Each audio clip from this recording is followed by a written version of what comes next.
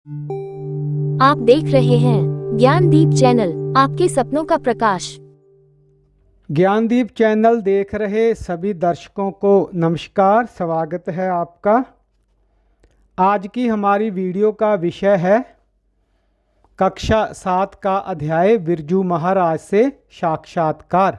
Video में आप पाठ एवं इस पर आधारित प्रश्न उत्तर देखेंगे।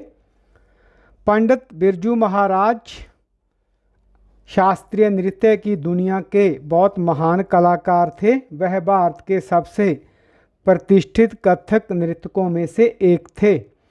उन्होंने नृत्य नाटिकाओं को आधुनिक रूप दिया, कलाश्रम नामक नृत्य विद्यालय की स्थापना की और हजारों छात्रों को नृत्य की शिक्षा दी। उन्हें पद्म विभूषण, संगीत नाटक अकादमी पुरस्कार और कालिदास सम्मान जैसी उपाधियों से सम्मानित किया गया। आइए उनके साक्षात्कार से उनके जीवन के बारे में और अधिक जानकारी प्राप्त करते हैं।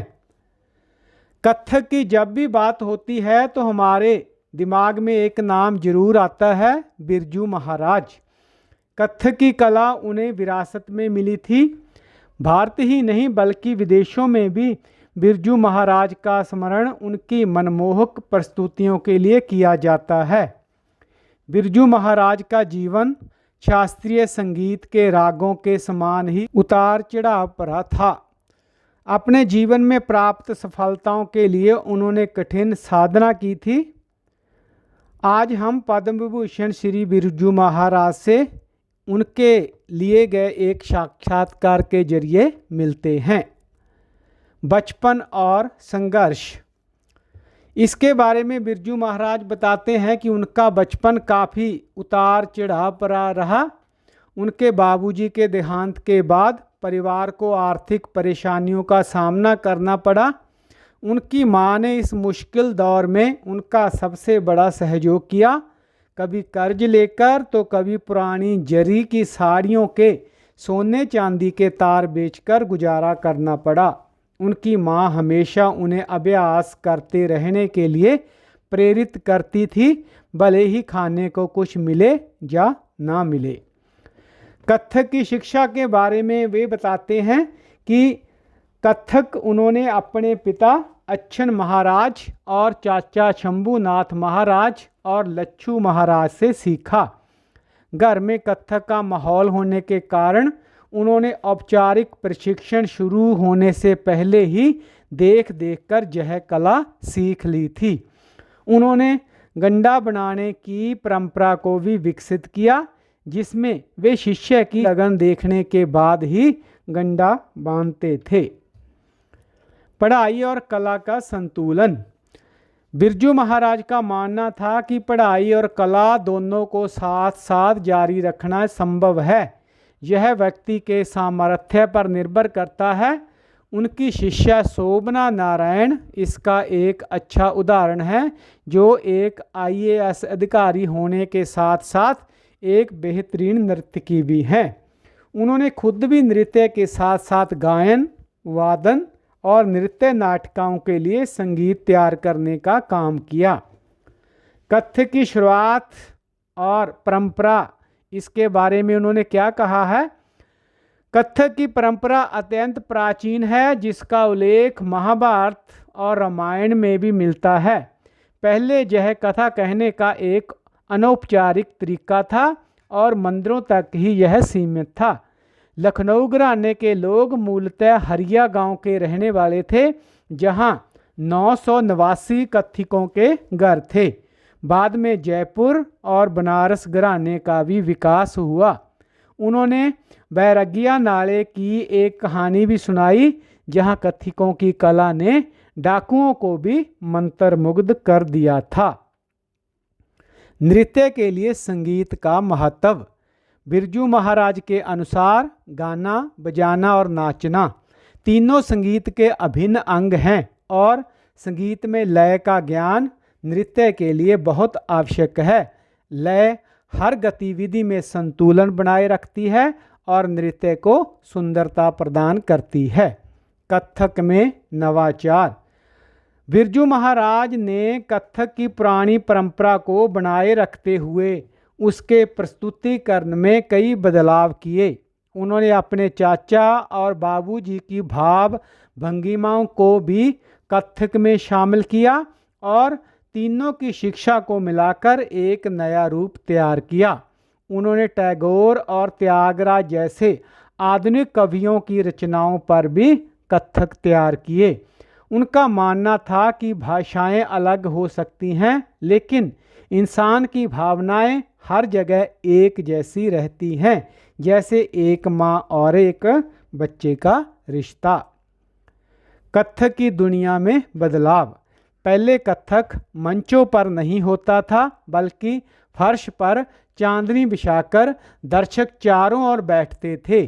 पहले नर्तक कथा के दृश्यों का विस्तृत वर्णन करते थे, जबकि अब इसे दर्शक की कल्पना पर छोड़ दिया जाता है। गायन, वादन और नृत्य की शुरुआत। उन्होंने बचपन से ही तबला बजाना शुरू कर दिया था और 5 साल की उम्र तक हारमोनियम पर लहरा बजाने लगे थे। वे दूसरों को खुश करने के लिए फिल्मी गाने भी गाते थे और उन पर नाचते भी थे। शास्त्रीय नृत्य और लोक नृत्य में अंतर। लोक नृत्य सामूहिक होता है और मनोरंजन के लिए किया जाता है, जबकि शास्त्रीय नृत्य में एक नर्तक अकेला ही पर्याप्त होता है और यह दर्शकों के लिए होता है। शास्त्रीय नृत्य की एक निश्चित शैली और इसका एक निश्चित रूप होता है। शास्त्रीय नृत्य की वर्तमान स्थिति। कुछ साल पहले तक शास्त्रीय नृत्य की स्थिति दयनीय थी, लेकिन अब इसकी लोकप्रियता बढ़ रही है। बिरजू महाराज लोगों से अपनी परंपरा की गहराई को समझने का आग्रह करते थे। दक्षिण और उत्तर के नृत्य। भारत में कई शास्त्रीय नृत्य शैलियां हैं, जैसे कथक, भरतनाट्यम, कुचिपुड़ी, कथकली, मोहिनीअट्टम, ओडिसी और मणिपुरी। इनमें संगीत, गायन शैली और भाव भंगिमाओं का अंतर होता है। कथक में भाग भंगिमाएं दैनिक जीवन से ली जाती हैं, जबकि भरतनाट्यम में मूर्ति कला से। खाली समय की गतिविधियां। बिरजू महाराज कभी खाली नहीं रहते थे। उन्हें मशीनों में बहुत दिलचस्पी थी और वे अक्सर अपने ब्रीफ केस में औजार रखते थे ताकि पंखे या फ्रिज जैसी चीज़ें भी ठीक कर सकें। इसके अलावा उन्हें चित्रकला का भी शौक था और उन्होंने 2 वर्षों में लगभग 70 के करीब चित्र भी बनाए। बच्चों के लिए उनका संदेश। बिरजू महाराज का मानना था कि यदि बच्चे की रुचि गाना, बजाना और नृत्य सीखने में है, तो माता पिता को उन्हें इसका अभ्यास करने देना चाहिए। यह एक खेल की तरह है जो बच्चों के बौद्धिक विकास के लिए महत्वपूर्ण संतुलन, समय का अनुमान और सदुपयोग सिखाता है। उन्होंने अपनी बेटियों को कथक सिखाया क्योंकि उनका मानना था कि लड़कियों के पास शिक्षा या कोई हुनर जरूर होना चाहिए ताकि वे आत्मनिर्भर बन सकें। वे सभी बच्चों से संगीत सीखने का आग्रह करते थे क्योंकि यह मन की शांति देता है और अनुशासन एवं संतुलन सिखाता है। तो इस प्रकार बिरजू महाराज का जीवन और उनकी कला हमें समर्पण, संघर्ष और परंपरा के महत्व को सिखाती है। उनका संदेश है कि कला जीवन में संतुलन और अनुशासन लाती है। इस पाठ पर आधारित प्रश्न और उनके उत्तर इस प्रकार से हैं। पहला जो खंड है प्रश्न उत्तर का, वह है मेरी समझ से। इसमें जो है प्रश्न दिया गया है और साथ ही विकल्प भी दिए गए हैं। तो जो सटीक विकल्प है उसके सामने स्टार यानी तारा बनाना है। एक से ज़्यादा उत्तर भी सही हो सकते हैं। तो पहला प्रश्न है, बिरजू महाराज ने ताबीज यानी गंडा बांधने की परंपरा में परिवर्तन क्यों किया होगा? वे गुरु के प्रति शिष्य के निष्ठाभाव को परखना चाहते थे। वे नृत्य शिक्षण के लिए इस परंपरा को महत्वपूर्ण नहीं मानते थे। वे नृत्य के प्रति शिष्य के लगन और समर्पण भाव को जांचना चाहते थे और वे शिष्य की भेंट देने की सामर्थ्य को परखना चाहते थे।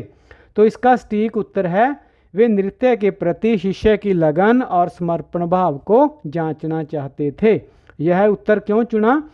साक्षात्कार में बिरजू महाराज कहते हैं, कई वर्षों तक नृत्य सिखाने के बाद जब देखता हूँ कि शिष्य में सच्ची लगन है तभी ताबीज बांधता हूँ।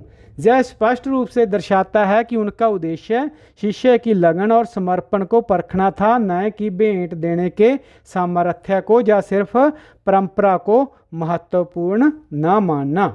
गुरु शिष्य परंपरा में निष्ठा भाव भी महत्वपूर्ण है, लेकिन जहाँ सीधा उल्लेख लगन और समर्पण का है। अगला प्रश्न है, जीवन में उतार चढ़ाव तो होता ही है। बिरजू महाराज के जीवन में किस तरह के उतार चढ़ाव आए? पिता के देहांत के बाद आर्थिक अभावों का सामना करना पड़ा। कोई भी संस्था नृत्य प्रस्तुतियों के लिए आमंत्रित नहीं करती थी। किसी समय विशेष में घर में सुख समृद्धि थी और नृत्य के औपचारिक प्रशिक्षण के अवसर पर बहुत ही सीमित हो गए थे। तो इसका जो उत्तर है सटीक वह है पहला, पिता के देहांत के बाद आर्थिक अभावों का सामना करना पड़ा। दूसरा, किसी समय विशेष में घर में सुख समृद्धि थी। तो यह उत्तर क्यों चुने? साक्षात्कार में बिरजू महाराज कहते हैं कि एक जमाना था जब हम लोग छोटे नवाब कहलाते थे। हवेली के दरवाजे पर 8 सिपाहियों का पहरा होता था। यह उनकी सुख समृद्धि के समय को दर्शाता है। इसके बाद वे कहते हैं, मेरे बाबूजी के देहांत के बाद आर्थिक परेशानियां बढ़ने लगी। यह उनके जीवन में आए आर्थिक अभावों को स्पष्ट करता है। अन्य विकल्प साक्षात्कार में दी गई जानकारी से सीधे संबंधित नहीं हैं। इसके बाद अगला प्रश्न है, बिरजू महाराज के अनुसार बच्चों को लय के साथ खेलने की अनुशंसा क्यों की जानी चाहिए? संगीत, नृत्य, नाटक सभी कलाएं बच्चों में मानवीय मूल्यों का विकास नहीं करती। कला संबंधी विषयों से जुड़ाव बच्चों के बौद्धिक विकास के लिए महत्वपूर्ण है। कला भी एक खेल है जिसमें बहुत कुछ सीखने को मिलता है। वर्तमान समय में कला भी एक सफल माध्यम नहीं है। तो इसका जो सटीक उत्तर है, कला संबंधी विषयों से जुड़ाव बच्चों के बौद्धिक विकास के लिए महत्वपूर्ण है और कला भी एक खेल है जिसमें बहुत कुछ सीखने को मिलता है। यह उत्तर क्यों चुने? अपने साक्षात्कार में बिरजू महाराज कहते हैं, जैसे अन्य खेल हैं वैसे यह भी एक खेल है, यानी नृत्य भी एक खेल है जिसमें बहुत कुछ सीखने को मिलता है। यह सीधा इंगित करता है कि कला भी एक सीखने वाला खेल है। वे आगे कहते हैं, इस खेल की दुनिया में संतुलन, समय का अंदाज़ा और सदुपयोग बच्चे के बौद्धिक विकास के लिए महत्वपूर्ण है। यह स्पष्ट करता है कि कला बच्चों के बौद्धिक विकास में सहायक है। पहला विकल्प मानवीय मूल्यों का विकास नहीं करती, पूरी तरह से गलत है, क्योंकि कलाएं मानवीय मूल्यों को बढ़ावा देती हैं। चौथा विकल्प सफल माध्यम नहीं है, भी गलत है, क्योंकि साक्षात्कार में इसकी सफलता का उल्लेख किया गया है। मिलकर करें मिलान। तो यहाँ पर कुछ शब्द दिए गए हैं और या फिर शब्द समूह दिए गए हैं, तो इन पर चर्चा करनी है। इनके सही संदर्भों या अवधारणाओं से इनका मिलान करना है। तो जैसे कर्नाटक संगीत शैली, इसका मिलान होगा दूसरी पंक्ति से। भारतीय शास्त्रीय संगीत की एक शैली जो मुख्य रूप से दक्षिण भारत के राज्यों में प्रचलित है। इसमें स्वर शैली की प्रधानता होती है। जल तरंगम, वीणा, मृदंग, मैंडोलिन वाद्य यंत्रों से संगत दी जाती है। घराना, तो इसका मिलान होगा चौथी पंक्ति से। हिंदुस्तान संगीत में कलाकारों का एक समुदाय या कुटुंब जो संगीत नृत्य की विशिष्ट शैली साझा करते हैं। संगीत या नृत्य की परंपरा जिसमें सिद्धांत और शैली पीढ़ी दर पीढ़ी प्रशिक्षण के द्वारा आगे बढ़ती है। शास्त्रीय संगीत, इसका मिलान होगा पहली पंक्ति से। भारत की प्राचीन गायन, वादन, गीत, नृत्य अभिनय परंपरा का अभिन्न अंग है। इसमें शब्दों की अपेक्षा सुरों का महत्व होता है। इसमें नियमों की प्रधानता होती है। इसके बाद है हिंदुस्तानी संगीत शैली, इसका मिलान होगा छठी पंक्ति से। भारतीय शास्त्रीय संगीत की एक शैली जो मुख्य रूप से उत्तर भारत के राज्यों में प्रचलित है। तबला, सारंगी, सितार, संतूर जैसे वाद्य यंत्रों से इसमें संगत दी जाती है। इसके प्रमुख रागों की संख्या 6 है। कनशेदन, इसका मिलान होगा तीसरी पंक्ति से। हिंदू धर्म के 16 संस्कारों में से एक, यह कान में सोने या चांदी की तार पहनाने से संबंधित है। लोक नृत्य, इसका मिलान होगा 5वीं पंक्ति से। किसी क्षेत्र विशेष में लोक द्वारा किए जाने वाले पारंपरिक नृत्य। लोक नृत्य क्षेत्र विशेष की संस्कृति और रीति रिवाजों को दर्शाते हैं। ये विशेष रूप से फसल कटाई, उत्सवों आदि के अवसर पर किए जाते हैं। इसके बाद है प्रश्न उत्तर का अगला सेगमेंट, शीर्षक।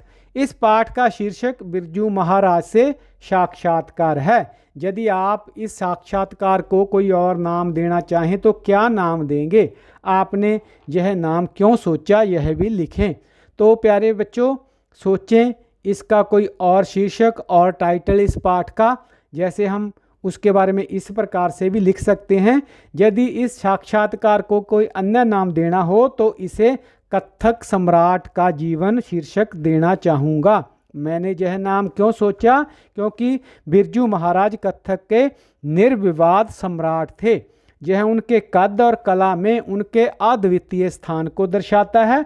यह शीर्षक उनके कलात्मक जीवन, उनके संघर्षों और उनकी उपलब्धियों को एक साथ समेटता है और उनके व्यक्तित्व और साक्षात्कार के सार को भलीभांति प्रस्तुत करता है। तो इस प्रकार से कोई शीर्षक दें इस पाठ को और उसका कारण भी दें कि आपने वह नाम क्यों सोचा।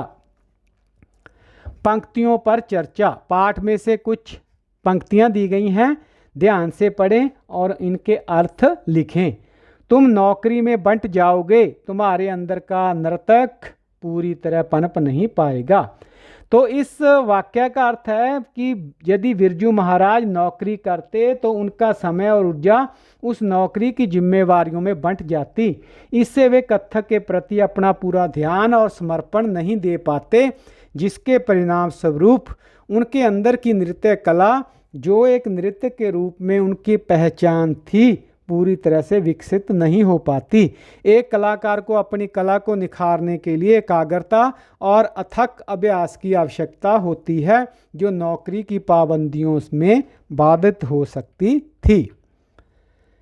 लय हम नर्तकों के लिए देवता है। तो इस पंक्ति का अर्थ है कि लय संगीत और नृत्य का एक फंडामेंटल यानी कि मौलिक तत्व है।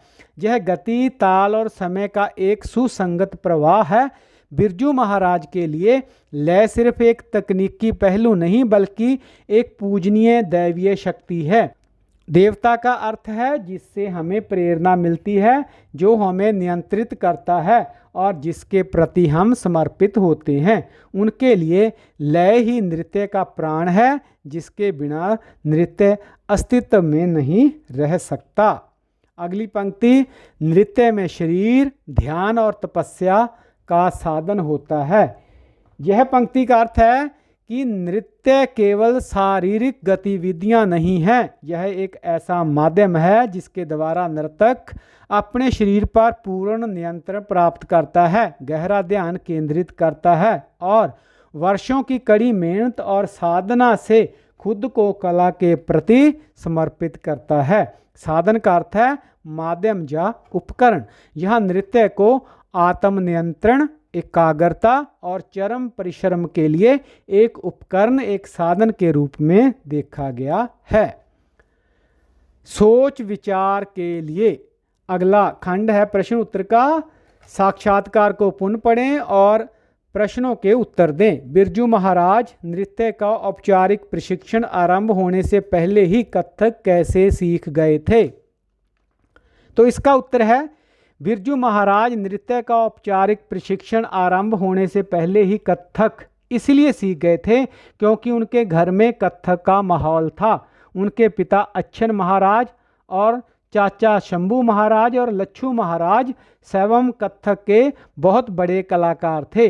वे घर में ही लगातार कथक का अभ्यास करते रहते और बिरजू महाराज उन्हें देख देख कर ही कथक सीख गए थे और कम उम्र में ही नवाब के दरबार में भी नाचने लगे थे। इसके बाद प्रश्न है, नृत्य सीखने के लिए संगीत की समझ होना क्यों जरूरी है? इसका उत्तर है, बिरजू महाराज के अनुसार नृत्य सीखने के लिए संगीत की समझ होना अनिवार्य है, क्योंकि गाना, बजाना और नाचना ये तीनों संगीत का हिस्सा हैं। संगीत में लय होती है जिसका ज्ञान जरूरी है। नृत्य में शरीर, ध्यान और तपस्या का साधन होता है। लय हर काम में, नृत्य में, जीवन में संतुलन बनाए रखती है। अगर नर्तक को सुरताल की समझ ही नहीं होगी तो वह लय को सही से पकड़ नहीं पाएगा, जिससे नृत्य अंगों में ठीक से प्रवेश नहीं करेगा और वह सुंदर भी नहीं लगेगा। लय एक तरह का आवरण है जो नृत्य को सुंदरता प्रदान करती है। प्रश्न है, नृत्य के अतिरिक्त बिरजू महाराज को और किन किन कार्यों में रुचि थी? इसका उत्तर है, नृत्य के अलावा बिरजू महाराज को अन्य कई कार्यों में रुचि थी। जैसे वे नृत्य के साथ साथ गाते और बजाते भी थे। बचपन में ही तबला बजाना शुरू कर दिया और हारमोनियम पर लहरा भी बजा लेते थे। वे नृत्य नाटकें तैयार करते थे और उनके लिए संगीत भी बनाते थे।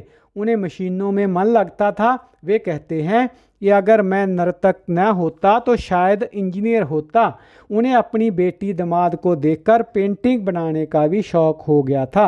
वे प्राय रात 12 बजे के बाद चित्र बनाने बैठते और पिछले 2 वर्षों में उन्होंने लगभग 70 के करीब चित्र बनाए थे। अगला प्रश्न, बिरजू महाराज ने बच्चों की शिक्षा और रुचियों के बारे में अभिभावकों से क्या कहा है? तो इसका उत्तर है, बिरजू महाराज ने बच्चों की शिक्षा और रुचियों के बारे में अभिभावकों से विनती की है कि यदि बच्चे की रुचि है तो उन्हें लय के साथ खेलने दें। वे कहते हैं कि यह भी अन्य खेलों की तरह का एक खेल है जिसमें बहुत कुछ सीखने को मिलता है। उनके अनुसार इस खेल की दुनिया में संतुलन, समय का अंदाजा और सदुपयोग बच्चे के बौद्धिक विकास के लिए अति महत्वपूर्ण है। उन्होंने जोर दिया कि संगीत मन की शांति के लिए जरूरी है और लय हमें अनुशासन एवं संतुलन सिखाती है। अगला प्रश्न है, पाठ के उन प्रसंगों को पहचान कर चर्चा करें जिनसे पता चलता है कि बिरजू महाराज बहुमुखी प्रतिभा के धनी थे। तो इसमें कोई शक नहीं है कि वे निश्चित रूप से बहुमुखी प्रतिभा के धनी थे।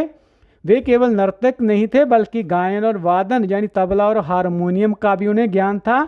उन्होंने स्वयं नृत्य नाटिकाएं तैयार की और उनके लिए संगीत भी तैयार किया। बिरजू महाराज ने कहा है कि अगर वह नर्तक ना होते तो शायद इंजीनियर होते, क्योंकि उन्हें मशीनों को खोलने और उनके कल पुर्जे देखने में भी रुचि थी। अपनी बेटी और दामाद को देखकर उन्हें चित्रकला का भी शौक हो गया था। तो ये बिंदु स्पष्ट करते हैं कि बिरजू महाराज की प्रतिभा केवल कथक नृत्य तक सीमित नहीं थी, बल्कि वे कला और प्रौद्योगिकी के विभिन्न क्षेत्रों में भी रुचि रखते थे। इसके अलावा बिरजू महाराज को नृत्य की ऊंचाइयों तक पहुंचाने में उनकी मां का बहुत योगदान रहा। कैसे? उन प्रसंगों को पहचाने जिनसे हमें ये पता चलता है। तो इसका उत्तर है, बिरजू महाराज को नृत्य की ऊंचाइयों तक पहुंचाने में उनकी मां का योगदान अतुलनीय रहा। पिता के देहांत के बाद जब परिवार को आर्थिक तंगी झेलनी पड़ी तब मां ही उनके सबसे बड़ी सहयोगी बनी। उन्होंने अभाव में भी परिवार का गुजारा किया। सबसे महत्वपूर्ण बात, उनकी मां ने कभी उन्हें नृत्य का अभ्यास छोड़ने नहीं दिया, बल्कि वे हमेशा इसके लिए प्रेरित करती रहीं। खाने को भले चना मिले ना मिले, कुछ भी ना मिले, पर अभ्यास जरूर करो। तो ये उनकी मां कहती थी। जब बिरजू महाराज के औपचारिक प्रशिक्षण की बात आई तो मां ने ही उनके कार्यक्रमों की कमाई भेंट के रूप में देकर उनकी तालीम शुरू करवाई। मां के इस अटूट समर्थन, त्याग और कला के प्रति निरंतर प्रेरणा ने बिरजू महाराज को कथक के शिखर तक पहुंचाया।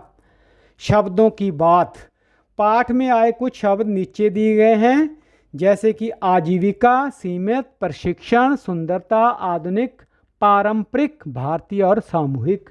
इन शब्दों को ध्यान से देखें। मूल शब्द के आगे या फिर पीछे कोई शब्दांश जोड़कर एक नया शब्द बना है। इससे शब्द के अर्थ में परिवर्तन आ गया है। शब्द के आगे जुड़ने वाले शब्दांश उपसर्ग कहलाते हैं, जैसे कि अदृश्य, इसमें दृश्य के आगे आ जुड़ा है। आवरण, जहाँ पर वर्ण के आगे आ का प्रयोग किया गया है। और प्रशिक्षण, यहाँ पर शिक्षण के आगे प्र उपसर्ग लगा है। इस प्रकार शब्द के पीछे जुड़ने वाले शब्दांश प्रत्यय कहलाते हैं और मूल शब्द के अर्थ में नवीनता, परिवर्तन या फिर विशेष प्रभाव उत्पन्न करते हैं, जैसे कि सीमित, जहाँ पर सीमा के पीछे इत जो है वो प्रत्यय लगा है। इस प्रकार सुंदर के पीछे ता लगाकर सुंदरता, भारत के पीछे ये लगाकर भारतीय, समूह के पीछे इक लगाकर सामूहिक। तो इस प्रकार से हम प्रत्यय का प्रयोग करते हैं। यहाँ पर दो तबले देख रहे हैं बच्चों आप, यह आपकी पाठ्य पुस्तक में भी हैं। इनमें कुछ शब्दांश दिए गए हैं, एक में उपसर्ग और प्रत्यय हैं और दूसरे में मूल शब्द हैं। तो इनकी सहायता से नए शब्द बनाएं। तो कुछ शब्द हम आपको यहाँ बनाकर दिखा रहे हैं, आप भी कोशिश करके नए शब्द और भी बना सकते हैं। जैसे मरम, इसके साथ जो है इक प्रत्यय का प्रयोग करके हम मार्मिक बना सकते हैं। गमन, इसके साथ हम ये प्रत्यय का प्रयोग करके गमनीय या फिर इसके आगे उपसर्ग का प्रयोग करके आगमन भी बना सकते हैं। राष्ट्र, इसके पीछे भी ये लगाकर राष्ट्रीय। खंड, इसके आगे उपसर्ग ए लगाकर अखंड या फिर दोनों उपसर्ग और प्रत्यय लगाकर अखंडता भी बना सकते हैं। इसी प्रकार श्रम से श्रमिक, संस्कृति से सांस्कृतिक, कर्म से सुकर्म या कार्मिक और उसी प्रकार नाम से अनाम या फिर नामित प्रत्यय लगाकर और साधारण के आगे ए उपसर्ग लगाकर असाधारण जैसे शब्द बना सकते हैं। कला का संसार, बिरजू महाराज कथक की पुरानी परंपरा को तो कायम रखा है, हाँ उसके प्रस्तुतिकरण में बदलाव किए हैं।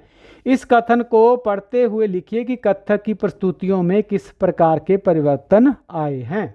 तो इसका उत्तर है, बिरजू महाराज ने कथक की मूल परंपरा को बनाए रखते हुए प्रस्तुतियों में कुछ बदलाव किए, जैसे कि मंच और श्रृंगार।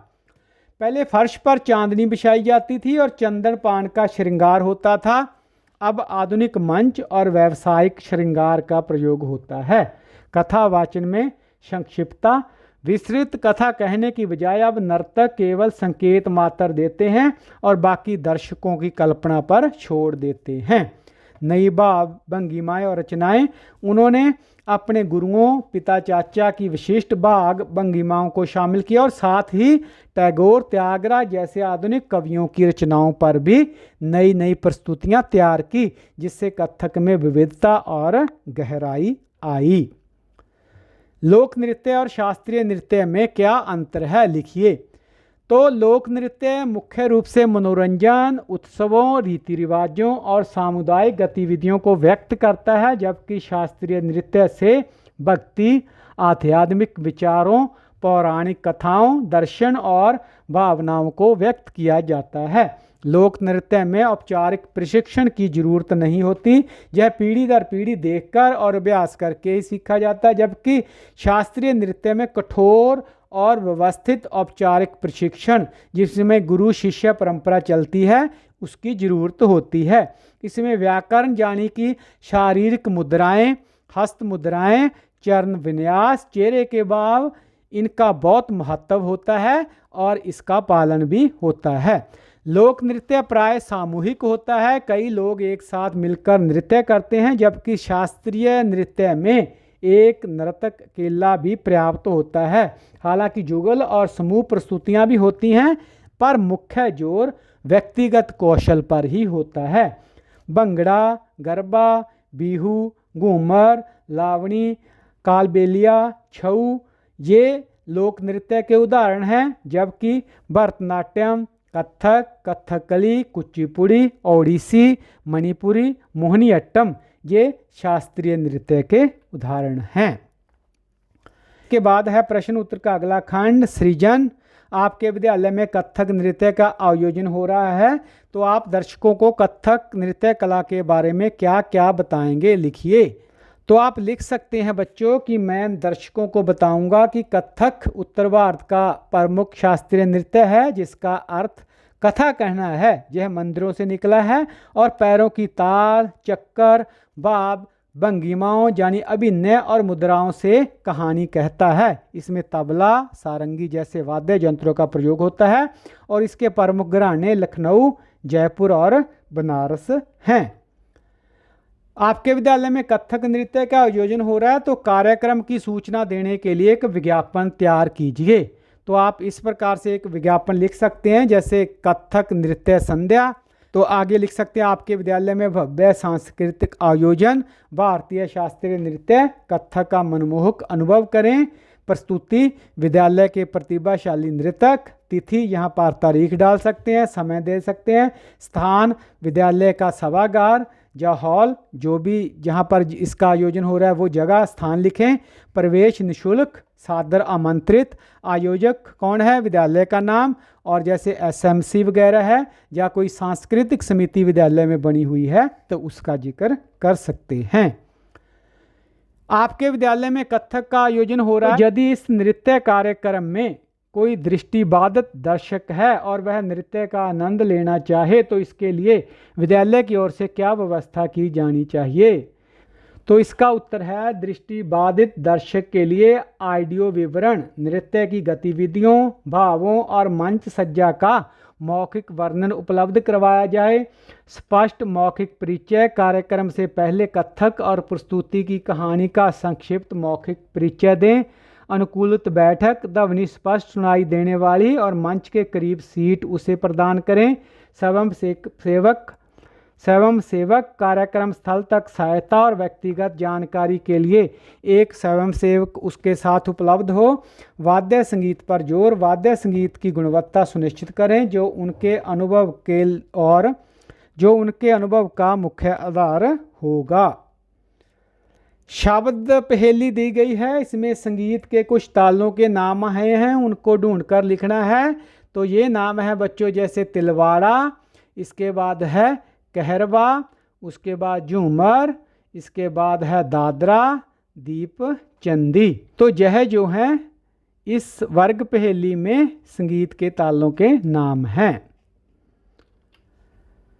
भारत के शास्त्रीय नृत्य सांस्कृतिक और ऐतिहासिक रूप से समृद्ध हैं, जिनका विकास विभिन्न क्षेत्रों में हुआ। भारत सरकार द्वारा मान्यता प्राप्त 8 प्रमुख शास्त्रीय नृत्य हैं। प्रत्येक नृत्य और उससे संबंधित राज्य के बारे में जहां पर कुछ जानकारी दी गई है।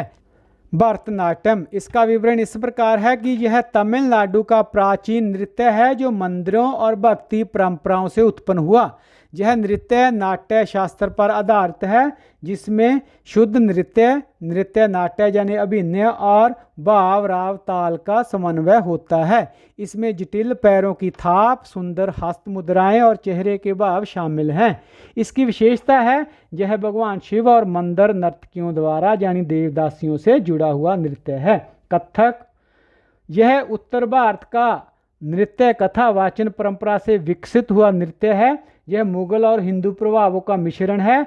कथक में तेज चक्कर, जटिल ताल, अभिनय के माध्यम से कहानियाँ कहने की, जैसे विशेष रूप से राधा कृष्ण की कहानी इसमें प्रस्तुत की जाती है। विशेषता घुंघरू, तीव्र गति और नाटकीय कथा वाचन इसकी प्रमुख विशेषताएं हैं। इसके बाद कथकली, यह केरल का नृत्य नाट्य रूप है। यह रामायण और महाभारत की कहानियों को दर्शाता है। इसमें रंग बिरंगे मेकअप, बड़े बड़े मुकुट और विस्तृत वेशभूषा का प्रयोग होता है। चेहरे के भाव और भारी मेकअप इसकी विशेषताएं हैं। कुचिपुड़ी, आंध्र प्रदेश का यह नृत्य भक्ति परंपरा से ही प्रेरित है और नृत्य नाट्य का मिश्रण है। यह भगवान कृष्ण की भक्ति और तारंगम यानी पीतल की थाली पर नृत्य के लिए जाना जाता है।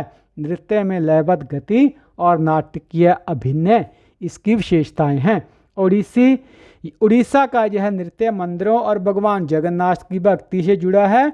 इसमें कोमल मुद्राएं, तरल गतियां और भक्ति रस का समावेश होता है। त्रिभंगी मुद्रा और मंदिर नक्काशी से प्रेरित नृत्य है यही इसकी विशेषता भी है।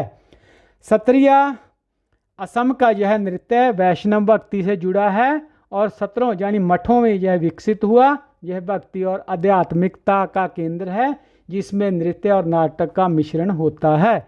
इसकी विशेषता है पारंपरिक असमिया वेशभूषा और संगीतमय प्रस्तुति। मणिपुर का यह नृत्य रासलीला और वैष्णव परंपराओं से प्रेरित है। इसमें कोमल और तरल गतियां होती हैं जो राधा कृष्ण की प्रेम कथाओं को दर्शाती हैं।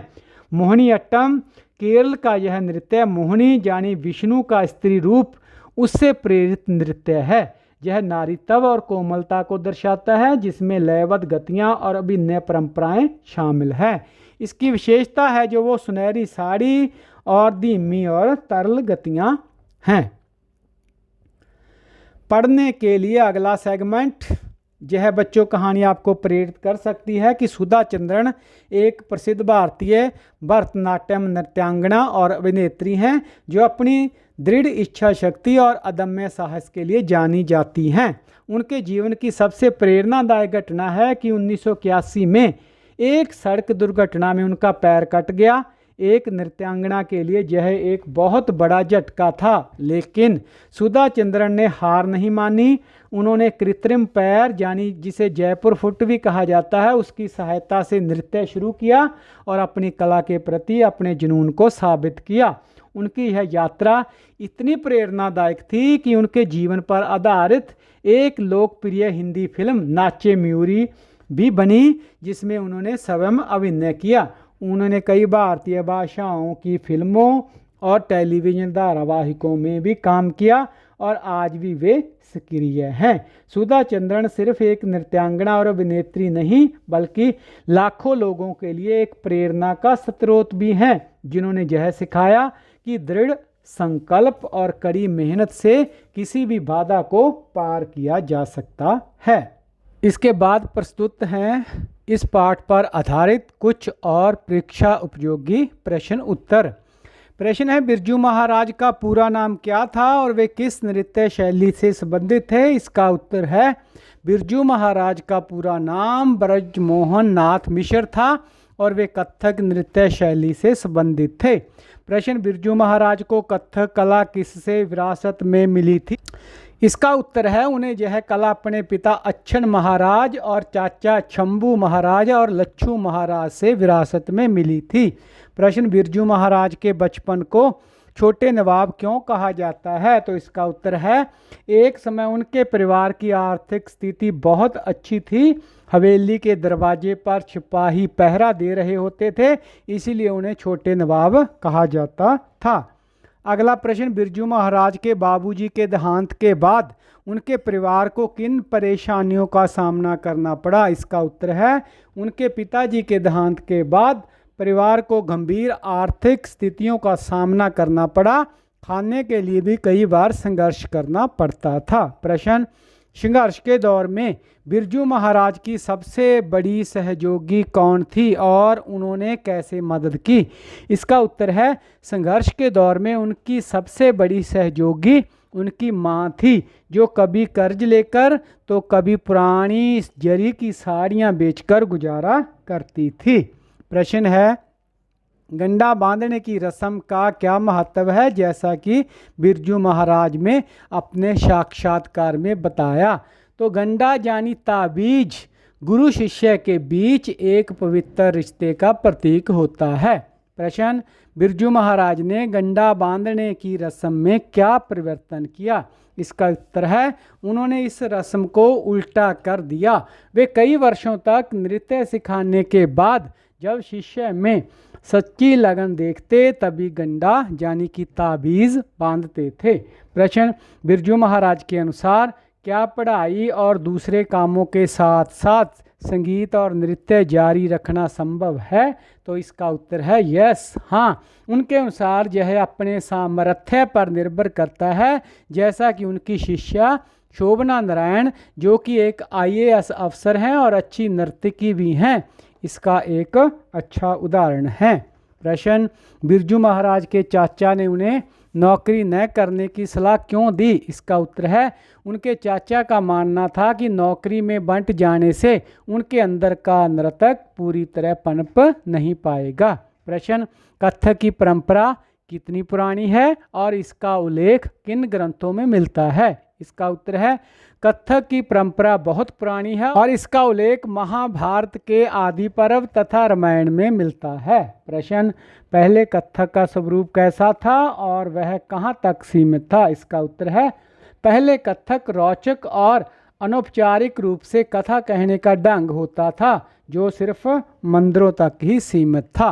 प्रश्न, लखनऊ घराने के कथिक मूलतः कहाँ के रहने वाले थे? इसका उत्तर है लखनऊ घराने के कथिक मूलतः बनारस इलाहाबाद के बीच हरिया गांव के रहने वाले थे। प्रश्न है, बैरगिया नाले की कहानी क्या दर्शाती है? इसका उत्तर, यह कहानी कथकों की कला के प्रभाव को दर्शाती है, जहां उनकी कला में इतना दम था कि डाकू भी उनकी प्रस्तुति में मगन हो गए थे। प्रश्न, कथक के प्रमुख घराने कौन कौन से हैं? इसका उत्तर है लखनऊ घराना, जयपुर घराना और बनारस घराना, ये कथक के प्रमुख घराने हैं। प्रश्न, बिरजू महाराज के अनुसार नृत्य सीखने के लिए संगीत जानना क्यों जरूरी है? इसका उत्तर है गाना, बजाना और नाचना तीनों संगीत का हिस्सा है और संगीत में लय का ज्ञान जरूरी है, क्योंकि लय हर काम में, खास तौर पर नृत्य में संतुलन बनाए रखती है।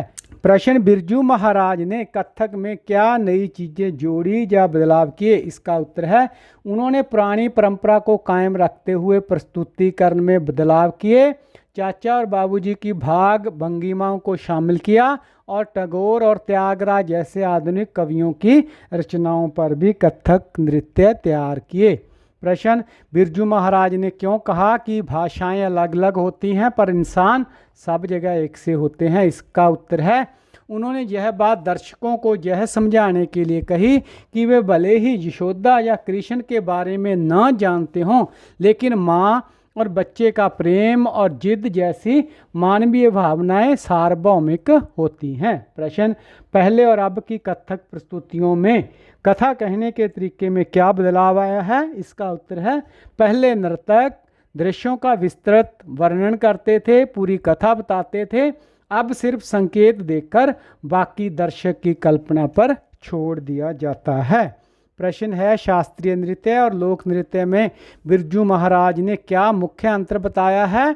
तो इसका उत्तर है लोक नृत्य सामूहिक होता है और मनोरंजन के लिए, जबकि शास्त्रीय नृत्य एक नर्तक अकेला काफ़ी होता है और वह दर्शकों के लिए होता है, जिसकी खास शैली और एक रूप निश्चित होता है। प्रश्न है, बिरजू महाराज खाली समय में क्या करते थे?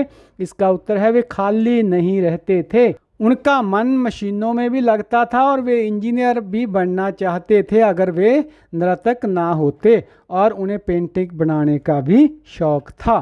प्रश्न है, बिरजू महाराज ने अभिभावकों से बच्चों की रुचियों के बारे में क्या विनती की है? तो इसका उत्तर है उन्होंने विनती की है कि यदि बच्चे की रुचि है तो उसे लय के साथ खेलने दे, क्योंकि यह बौद्धिक विकास के लिए अति महत्वपूर्ण है। तो यह थी वीडियो बिरजू महाराज से साक्षात्कार विषय पर आधारित। उम्मीद है वीडियो आपको अच्छी लगी होगी। वीडियो को लाइक और शेयर करना ना भूलें।